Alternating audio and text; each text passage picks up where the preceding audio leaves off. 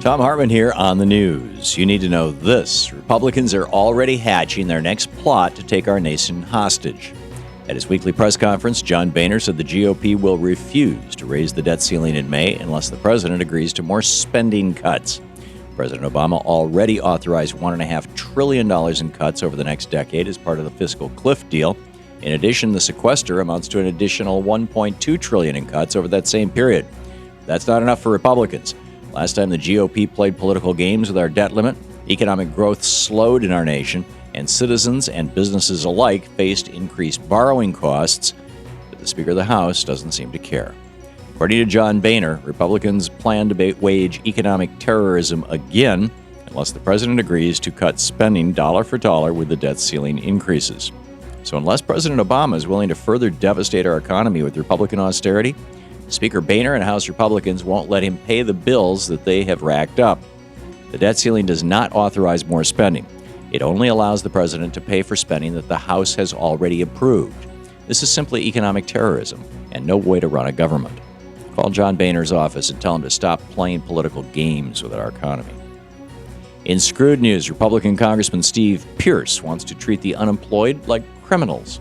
The New Mexico representative filed legislation yesterday that requires mandatory drug testing for people collecting federal unemployment benefits. To add insult to injury, Representative Pearce even wants people to pay for these tests out of their own pockets. In a press release about the new legislation, Pearce said, "Hardworking middle-class Americans are struggling to make ends meet and should not have to pay the way for those with drug addictions." But his argument is completely bogus. Repeated studies have shown that unemployed people are no more likely to use drugs than the rest of the population, and a similar law in Florida actually ended up costing the taxpayers over $45,000. Alternate reports that more than a dozen Republican state legislatures have pushed through similar plans in a concerted effort to demonize people who collect federal aid. It's not a crime to be out of work, and Steve Pearce and the GOP need to stop treating the unemployed like criminals. In the best of the rest of the news, Colorado may become the most progressive state in our nation. In addition to recent bills legalizing marijuana and requiring background checks on gun purchases, that state has now approved same-sex unions. This new law makes Colorado the 18th state in our nation to legalize some form of same-sex unions and comes just days before the Supreme Court hears arguments in two landmark gay marriage cases. The publisher of Outfront Colorado, Jerry Cunningham, said, "It's kind of amazing. It's creating an awareness that we can have relationships. It validates it and legitimizes it and says it's okay." Regardless of how the Supreme Court rules on the upcoming DOMA and Prop 8 cases, the tide in our nation is turning in the right direction. State after state is recognizing that gay rights are civil rights and that everyone should have the right to marry the person they love.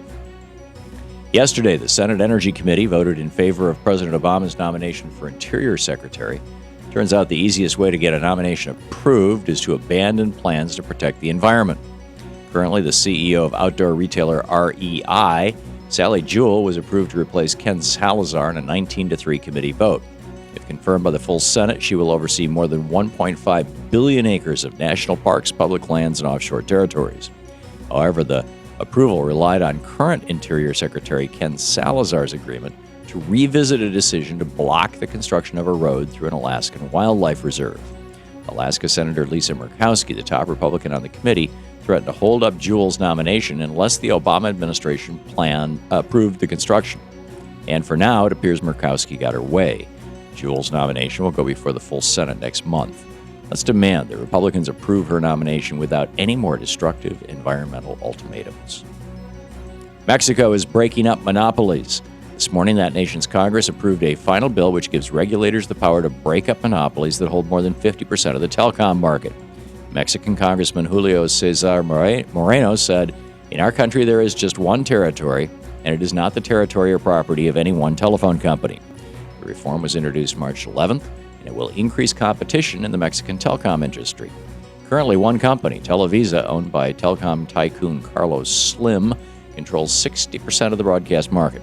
According to Reuters, the legislation is being hailed as one of the biggest planned shakeups of the telecom industry in decades. More competition will mean lower prices and better service for the Mexican people. It's great to see that Mexico is taking on monopolies. Now, if we can only start doing the same thing right here at home in America.